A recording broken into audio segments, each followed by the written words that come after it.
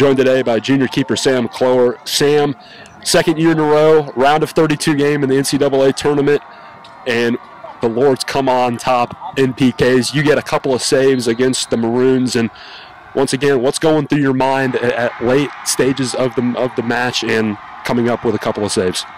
I mean, well, we went into extra time. Like, obviously the sun's a massive factor. It's very low right now.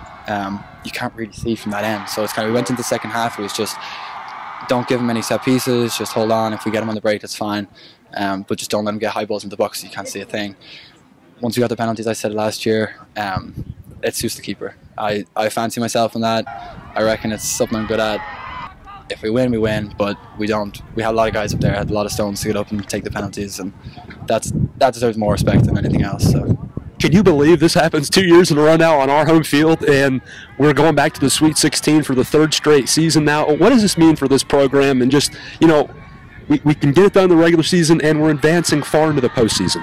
Yeah, there's something to be said about the way we're built this year. We've got a lot of lads that can just grind it out.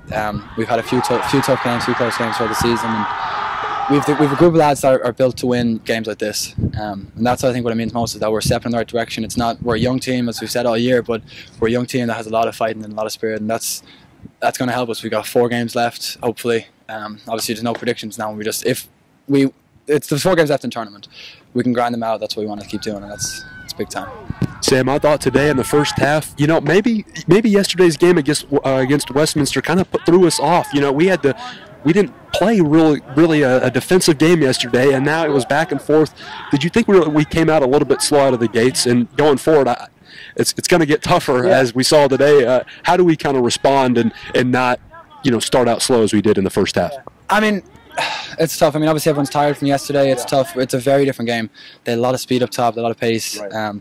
2 fantastic wingers and centre forwards. They're young and they're good. And I don't think we were able to deal with it initially. I think it was just a shock. We haven't played that all season. But credit to the lads. We switched things up. We put Dave on. Billy came out. Billy came back in. It was fantastic when he came back in, and we dealt with it by the second half. And I thought we responded well. But I think more was a shock to the system of just how good they were up top, and we hadn't dealt with that all season. Let's go back to our offense. 4 PKs. Dalton gets the clincher at the end there. This team knows how to score. You know, Tony ties it up after Jeremiah puts one into the box. Tony finishes it home. Can this offense get any bit better? I know we only scored 1 goal all the way up to through 2 overtimes, but this offense can get things done when it has to.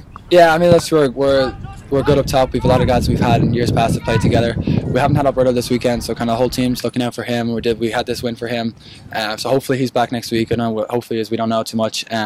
That's how we're going to get better. We're going to add that he's a dynamic player. We're going to get him in there, and if not, we have a lot of depth up in the midfield with a lot of freshmen, and we'll keep them going. But I think we'll stay on top or up front.